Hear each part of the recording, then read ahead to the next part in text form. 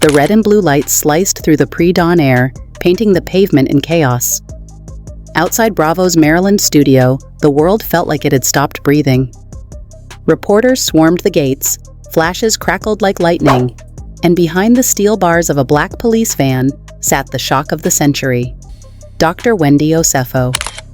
The same woman who once stood on reunion stages, chin high, boasting, "I have 4 degrees." Now? Her wrists were chained, her gaze hollow, her reflection caught in the fractured glare of shattered fame. Within minutes, the photo hit the internet like a bomb. Her mugshot, tired eyes, smeared mascara, pride erased, spread faster than wildfire. Then came the strike that twisted the knife. Gizelle Bryant appeared online, her lips curling into a smirk that could cut glass, and whispered 6 words that broke the internet. 4 degrees, 0 common sense. Those words detonated across fandoms. Robin reposted them with rows of laughing emojis. Mia went live from her kitchen, wine in hand, chuckling. Guess those degrees finally came in handy, for fraud. In hours, a whisper turned into a digital war. Screenshots leaked. Fans screamed that Bravo had orchestrated the entire thing. Conspiracies exploded under hashtags like #WendyExposed, #FakeProfessor, #Bravo Scandal. Zen Wendy was gone, replaced by a woman the world now saw as deceit itself.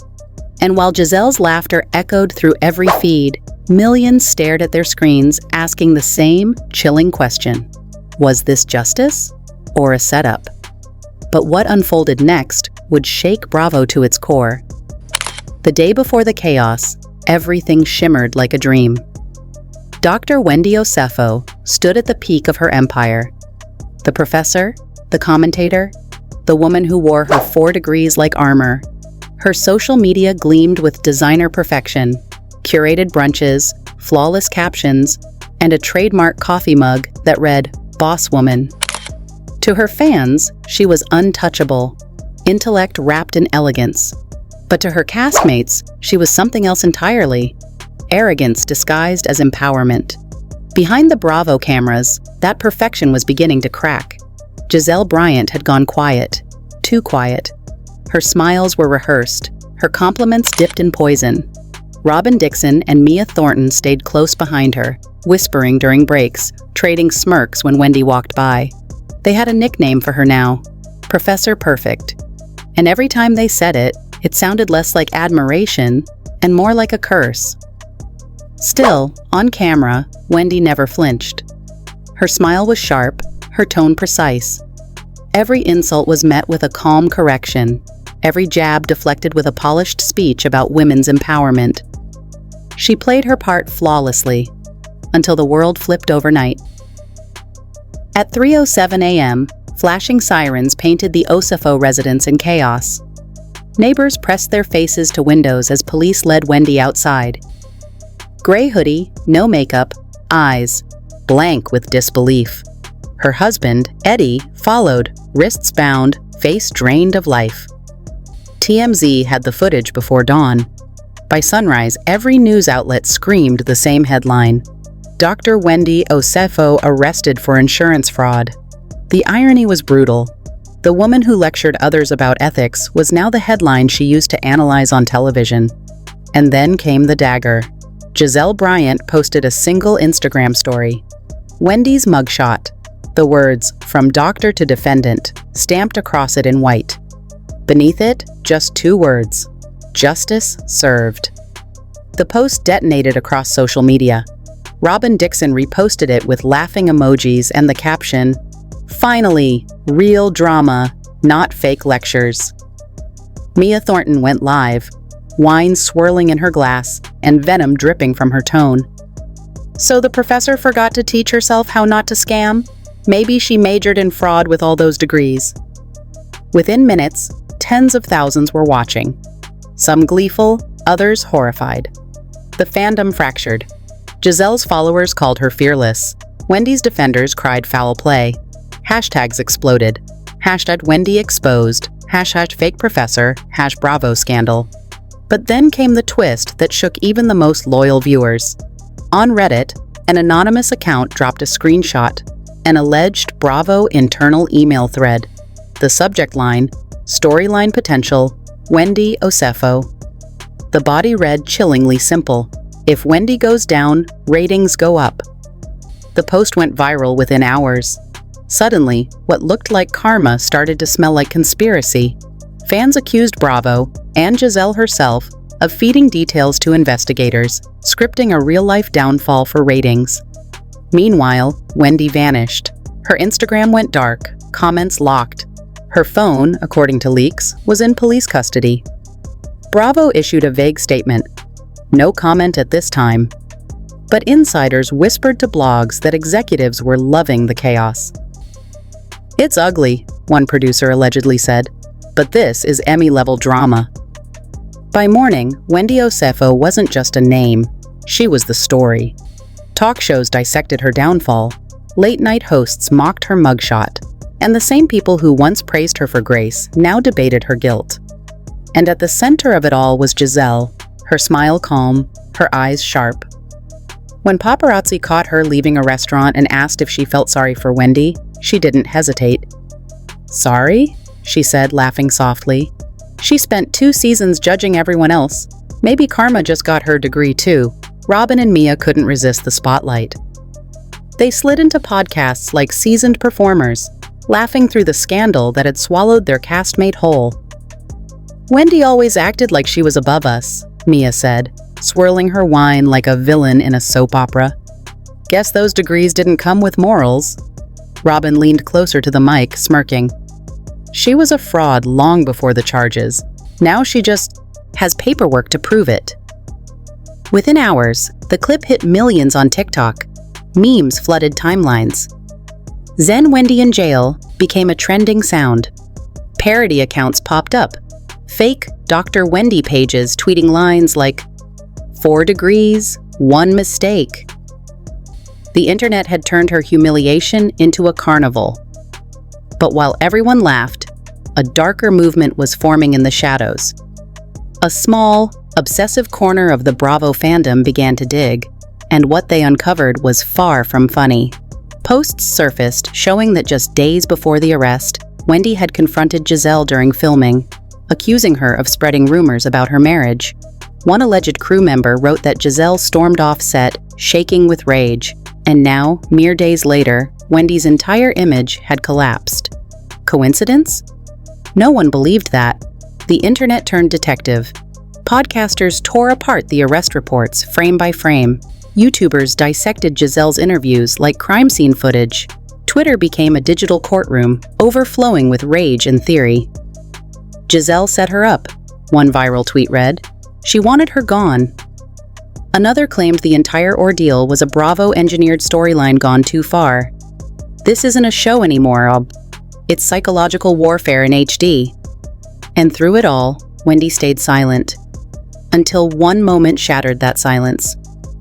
Days later, cameras caught her leaving the courthouse, pale, exhausted, her confidence stripped bare. Reporters shouted questions until one finally reached her. Wendy paused, eyes wet, voice trembling. "I've been punished," she whispered, "for telling the truth." 6 words, and suddenly, the laughter stopped. What truth? Who was she talking about? Then, Bravo struck again. They dropped a teaser for the next episode, filmed right before her arrest. At a dinner table lit like a confessional, Wendy's voice rose above the chaos. "You want to see me fall because I don't play small." The clip cut to Gizelle turning toward the camera, eyes cold, lips curling into a smirk. Maybe small is safer. The internet exploded. The timing was too perfect, too cinematic, too produced. A week later, Gizelle appeared in a Bravo exclusive interview. Dressed to kill, her tone smooth, her nails sharp. "Wendy thought she was better than everyone," she said softly. But the truth? She hid behind those degrees. The mask finally slipped. She's not a victim. She's exposed. And then, with a smile that froze the screen, she called herself Zen Wendy. Maybe prison will finally give her peace. That interview broke the internet. Clips spread like wildfire. Edits compared Wendy's proud speeches to her mugshot. Gizelle's face, glowing under a halo, appeared in memes captioned, "Saint Karma." Robin's cackling laugh became a viral TikTok sound. Mia's smug toast was remixed into a trending Spotify track titled 4 Degrees, No Sense by the End of the week, Wendy's downfall wasn't just gossip. It was entertainment. And Bravo? They were counting the clicks. There were some who couldn't find the humor anymore. A handful of Wendy's former students from Johns Hopkins came forward, their voices breaking through the noise like faint echoes of truth. "She was strict, but she cared," one posted. This doesn't feel right." Another wrote, "If she really did this, I'll be devastated. But if she didn't, Bravo owes the world an apology." Then came the recording. An unverified voice message began spreading across the internet like a ghost in the machine. Allegedly Wendy, her voice trembling through static. "They twisted everything," she whispered. "They made me look like a monster because I wouldn't play their game." The message ended with silence, followed by the faint sound of sobbing. The fandom fractured again. Some swore it was AI generated. Others said they recognized her voice instantly. But one thing united them all. The laughter had died. The memes were gone. What remained was dread. Wendy Osefo, once a symbol of grace and intellect, was now a tragic mystery unraveling in real time. And everyone who had once envied her now watched in uneasy silence, wondering, who's next? Still, amid the digital storm, one image refused to fade: Gizelle Bryant's smile. Cold, composed, untouchable. To her fans, it was poetic justice. To everyone else, it was something far darker. A reminder that fame doesn't destroy people. It simply reveals who they've been all along. And as Wendy's silence deepened, a haunting question lingered in every corner of the internet. Who really pulled the strings? Because in Bravo's world, no downfall happens by accident, and this one felt orchestrated with surgical precision. The world was still reeling from Wendy's arrest when the internet did what it does best: turned speculation into investigation. Within days, TikTok sleuths, Reddit investigators, and YouTube commentators transformed her collapse into a full-blown digital crime scene. Everyone had a theory, everyone had receipts, but one name kept surfacing like a haunting refrain: Gizelle Bryant. It began quietly, just a few fans noticing Gizelle's eerie calm. While Wendy's name blazed across every headline, Gizelle was posting champagne selfies and captions like, "Sometimes peace looks like distance." Then someone uncovered a chilling screenshot, a private Instagram story from a Bravo crew member showing Gizelle dining with a network producer, just 48 hours before Wendy's arrest. The caption read, "Plotting perfection, probably a joke." But in the digital age, no joke stays harmless for long. By midnight, the theory had exploded. Thousands believed Gizelle had orchestrated everything. The narrative spread like wildfire, humiliated on camera after Wendy called her jealous and irrelevant. Gizelle had supposedly taken revenge, feeding confidential financial details about the Osefos to a private investigator. It sounded unbelievable, but so did everything else about this scandal. Then came the darkness. A new Twitter account, @HousewivesLeaks, began posting what it claimed were internal Bravo documents. One in particular stopped the internet cold, a file titled "Contingency Planning, Wendy Osefo Narrative." It outlined future storylines for the next season, but one line turned fandom hysteria into outrage. Wendy's fall from grace, an opportunity to humanize Gizelle. That single sentence detonated across social media. "So this was planned?" one user wrote. "They sacrificed her for ratings?" asked another. And then came the line that defined the moment. "This isn't reality TV anymore. This is a witch hunt with camera crews." By then, it was no longer about entertainment, it was about justice, and who was willing to fake it for fame. The storm erupted when a leaked voice note from a private Bravo group chat hit the internet like dynamite.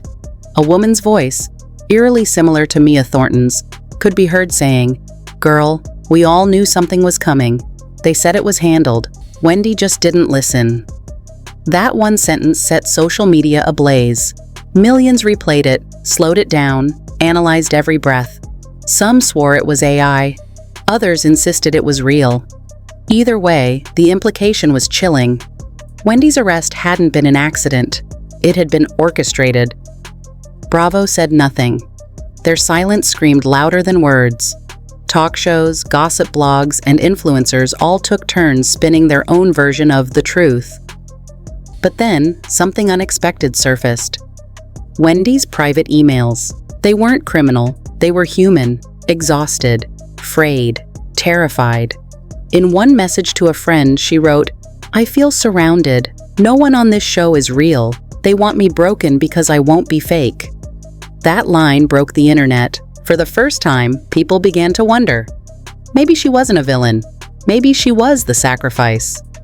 And then came the Bravo special episode leak. An anonymous Vimeo upload, 15 minutes long.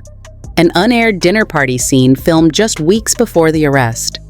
In the clip, Gizelle leaned in close to Robin, whispering while pointing subtly at Wendy across the table. Robin giggled, covering her mouth. Moments later, Mia joined, smirking as they exchanged glances like co-conspirators. When Wendy stood to make a toast, the room went still. Gizelle, Robin, and Mia froze, watching her, studying her, like predators waiting for the right moment to strike.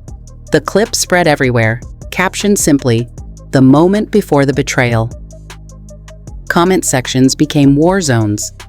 Look at Gizelle's eyes. She knew. They planned this right there on camera. Amid the chaos, Wendy finally broke her silence. Her attorney released a short statement. "Dr. Osefo maintains her innocence and has full faith in the legal system. We ask for privacy during this difficult time." But privacy was something Wendy no longer owned.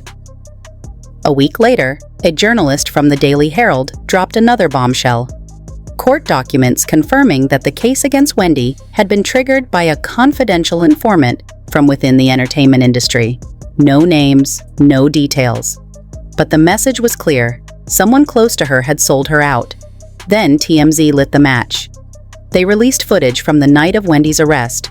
Blurry, shaky, but unmistakable. Inside the police car, Wendy's face was streaked with tears. Her voice, barely audible, cracked through the static. "Tell Gizelle she got what she wanted." It didn't matter whether the video was doctored or not. The damage was irreversible. Gizelle's name dominated every trending list for 2 days straight. She turned off her comments. And when she finally stepped back into public view, she didn't apologize. She performed. Paparazzi caught her leaving a luxury boutique, sunglasses on, phone pressed to her ear, unbothered by the chaos she'd unleashed. When asked about Wendy's arrest, Gizelle didn't flinch. "Sweetheart," she said coolly, "I don't make the news. I just look good when it happens." The clip went nuclear. Depending on who you asked, it was cold, soulless, legendary. Desperate to contain the flames, Bravo released an official statement. "We are aware of recent online speculation regarding our cast members. We remind fans that reality television often dramatizes conflict, and that ongoing investigations are unrelated to Bravo's programming." But the statement did nothing. The leaks only multiplied. Soon, a forged deposition began circulating, alleging that Gizelle was cooperating with investigators. Then came whispers that Robin Dixon had quietly received a mysterious payment from an anonymous source just days before the arrest. It was no longer just a scandal. It was a war of exposure. And nobody was safe. None of it could be verified. But by then, the truth didn't matter. The internet had already made its judgment. Wendy Osefo wasn't just trending. She had become a symbol. Fan pages rose overnight under the banner, #Justice for Wendy. They flooded Bravo's comment sections, demanding accountability, demanding answers. Someone even projected "Free Wendy" in massive white letters across the side of Bravo's Manhattan headquarters, a digital protest in the real world. And then, out of nowhere, a mysterious Twitter account appeared, @TruthIsZen. The user posted evidence in a numbered thread. Calm, precise, terrifyingly convincing. Producer: "We need something big before the finale." Gizelle: "Oh, I have something big." The timestamps matched the week before Wendy's arrest. Fake? Maybe, but it didn't matter. The internet had already connected the dots. Then came the audio. A grainy voice recording surfaced late one night, allegedly between two Bravo producers discussing how to shape Wendy's narrative. The quality was poor, static, distortion, but one line sliced through the noise like a blade. "We just need her to look guilty on camera. The public will handle the rest." That single sentence detonated across social media. No one could prove it was real, but it felt real. Too perfectly cruel to be fiction. And just like that, the laughter stopped. Even Gizelle's usual army of defenders grew quiet. Her silence became unbearable. The woman once known for her sharp tongue and icy wit was suddenly nowhere to be found. Paparazzi later captured her outside Bravo Studios, sitting in her car, eyes swollen, wiping away tears. The internet pounced. "The guilt finally hit," the captions read. But others saw something else. "She's being hunted," one fan wrote. Bravo made her the villain they needed. The fandom was split beyond repair, half crying for Wendy, half defending Gizelle. Then came the explosion that no one saw coming. During a live pop culture podcast, a former Bravo staffer, voice shaking but deliberate, dropped a bombshell. Gizelle didn't just react to Wendy's arrest, she knew it was coming. Producers told her to act natural when the news broke. The host gasped. "So the memes, the posts, all of it?" "All planned," the staffer said. "She just executed it too well." The clip spread faster than wildfire. Some dismissed it as attention-seeking. Others believed every chilling word. Suddenly, the conversation wasn't about guilt or innocence anymore. It was about manipulation, about how far a network would go to manufacture a viral storyline, and how many lives it would crush to do it. Then, without warning, Wendy's husband, Eddie, broke his silence. A single tweet. "They used us, and they'll use her next." No context, no explanation. He deleted it an hour later, but by then, screenshots had already sealed it into history. YouTubers dubbed it the Fall of Housewives.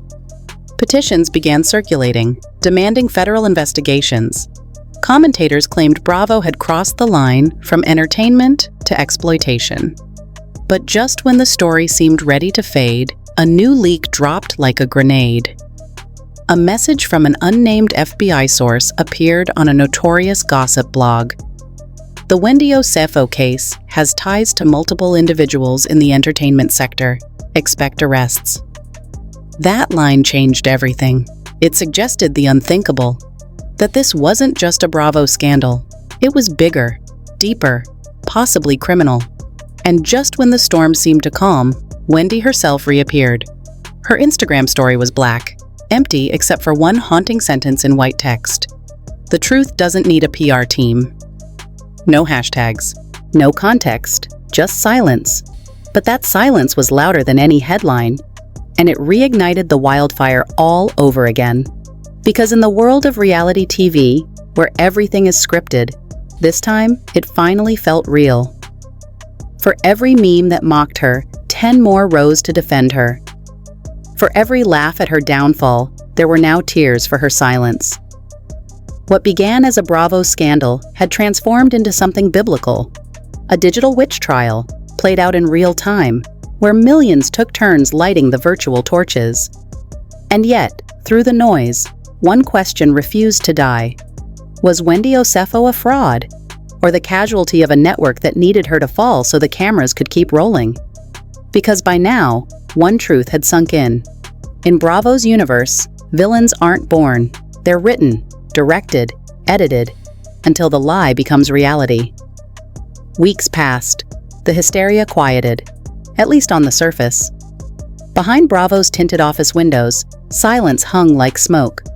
Executives avoided interviews, cast members dodged cameras, and fans who once laughed at the memes began whispering about something darker, a cover-up no one dared name.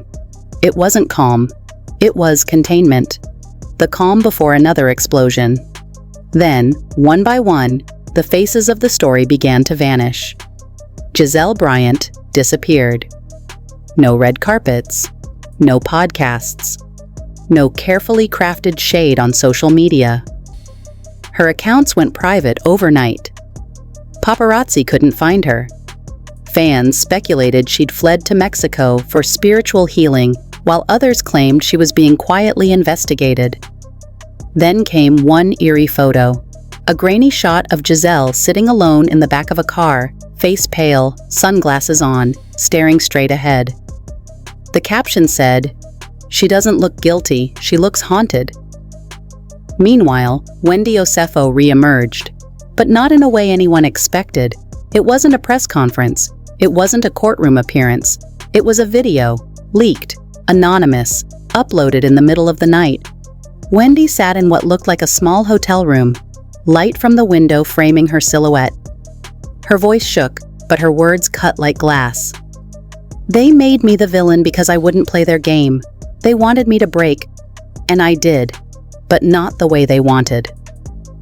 Then, darkness. The video cut to black. The internet erupted. Millions watched, rewatched, dissected every second. Some claimed they saw bruises on her arm. Others said it was lighting or manipulation, a sympathy ploy. Conspiracy channels called it the Wendy Confession. Bravo, once again, stayed silent. And that silence became deafening. 3 days later, the story detonated again. An entertainment journalist, Alexis Monroe, published an exposé titled "The Bravo Cover-Up." According to Monroe, an insider revealed that producers had edited out scenes showing Gizelle and Robin mocking Wendy, deliberately reshaping her image to look unstable. Internal memos, reportedly, described Wendy's arrest as an unexpected opportunity for narrative reversal. That single word, narrative, was gasoline on a fire. Fans flooded the internet with rage.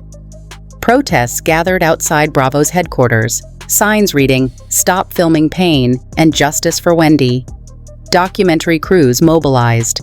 YouTubers posted hour-long breakdowns titled, "How Bravo Broke Wendy Osefo." Wendy's supporters accused the network of exploiting a woman of color for ratings. Gizelle's defenders claimed she was the scapegoat. But then came the leak that changed everything. A 15-second audio clip surfaced on Reddit, allegedly recorded the night before Wendy's arrest. A male voice said, "She's becoming unpredictable. Get the footage ready in case it happens tomorrow." Another replied, "Don't worry, Gizelle's on board." No one could verify it, but it didn't need to be real to be believed. The fandom heard what it wanted to hear, and once again, #GizelleKnew began trending worldwide. Finally, Gizelle broke her silence through a lawyer. "These rumors are false and deeply hurtful. I did not tip off authorities, nor was I aware of any investigation involving Wendy Osefo." But her tone, cold, corporate, emotionless, only deepened the doubt.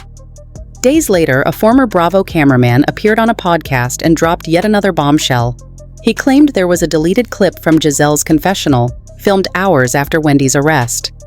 In it, Gizelle allegedly said, "Maybe now she'll learn humility."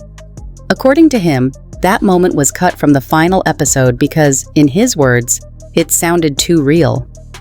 The hosts froze, viewers gasped, and that's when the story took its darkest turn yet. A hacker collective calling themselves #Expose Bravo emerged like digital ghosts, promising to release the footage Bravo doesn't want the world to see.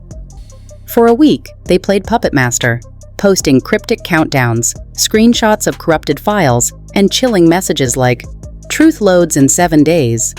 On the 7th day, they delivered. A video appeared across multiple platforms. It opened with the Bravo logo flickering, then glitching, before fading into grainy, handheld footage. Wendy sat off camera, shoulders shaking, sobbing quietly. A producer's whisper cut through the static. "Keep rolling." In the background, faint laughter, unmistakably Gizelle's, echoed. Then, a wider shot, Crew members huddled around a monitor, laughing as Wendy cried. And the final line before the video cut out froze the world in place. "This is gold. Don't stop filming." The internet stopped breathing. Within hours, every major outlet picked up the story. Bravo called the footage heavily doctored, but the denial came too late. Sponsors threatened to pull out. Fans revolted. Cancel Bravo trended worldwide. The network that once embodied glamour and power was now synonymous with manipulation, a machine feeding on human collapse. Behind closed doors, Wendy's legal team mobilized. Insiders claimed she was preparing to sue Bravo for psychological abuse and defamation. Rumors spread that Gizelle had been subpoenaed. Robin and Mia allegedly hired separate attorneys. The world wasn't watching a show anymore. It was watching a fallout. And through all of it, Wendy remained silent. Then came a single, haunting post. A black background, white text. "You can't edit what you didn't create." Within minutes, it vanished. But screenshots lived forever. Some called it a warning. Others, a confession. A few, a goodbye. Then, the photo. A blurry image published by a tabloid showed Wendy and Gizelle meeting secretly in a dim parking garage. Faces tense. Bodies angled like strangers forced to talk. The caption read, "Settlement or setup?" Neither woman confirmed nor denied it. And once again, the world spiraled into obsession. Days later, Wendy's mother broke her silence in a trembling interview. "My daughter thought her education would protect her, but this industry doesn't care about truth. It only cares about ratings." The quote shattered the internet. A week later, Bravo surrendered. They released a statement announcing that the Real Housewives of Potomac would be placed on indefinite hiatus. The words were corporate, but the tone sounded almost mournful. "We are taking time to reflect on recent events and ensure a safe, ethical environment for all cast members." No one believed it. Then came the final blow. Netflix dropped a trailer that silenced the internet once again. Fame for Sale, The Bravo Conspiracy. The teaser showed blurred clips. Wendy's tear-streaked face, Gizelle's smirk, and a voice behind the scenes saying, "She's perfect for the fall." The tagline read, "What happens when reality becomes the weapon?" As the world reeled, another leak hit the web. A voicemail, allegedly Wendy's, recorded days before she disappeared from the public eye. Her tone was calm, almost prophetic. "They wanted drama. I gave them truth, but truth doesn't trend." Then, silence. Months passed, but the story refused to die. Every frame, every rumor, every clip was dissected like gospel. Some swore Wendy was innocent. Others said she'd simply lost at the game she tried to master. But one truth became undeniable. The line between victim and villain had vanished. Reality television had devoured itself. The lights were off now, but the footage lived forever. And somewhere, deep in the endless loop of clips, leaked files, and confessions, Wendy Osefo's story endured. Half truth, half illusion. Entirely unforgettable. Because in Bravo's world, silence isn't peace. It's production. The cameras never really stop. They just start rolling somewhere else. The cameras may be off, but the noise hasn't stopped. Wendy's mugshot, Gizelle's smirk, Mia's laughter. These aren't just moments. They're monuments to a culture addicted to humiliation. What began as gossip ended as tragedy. What Bravo called reality became something darker, a reflection of our own appetite for cruelty disguised as entertainment. Wendy once said, "You can't edit the truth." But now the question burns, was the truth ever real? Did Gizelle orchestrate her fall? Or was she just another pawn in Bravo's empire of chaos? Was Wendy guilty? Or did she simply refuse to play her role? And maybe the most disturbing question of all, were we, the audience, any better? Every click, every share, every meme fed the machine. We turned pain into profit. So ask yourself, was this justice, or just entertainment disguised as justice? Because sometimes silence speaks louder than confessions ever could. Share your thoughts below, and don't forget to like, subscribe, and keep your eyes open. Because in the world of fame and exposure, the next downfall is already being filmed.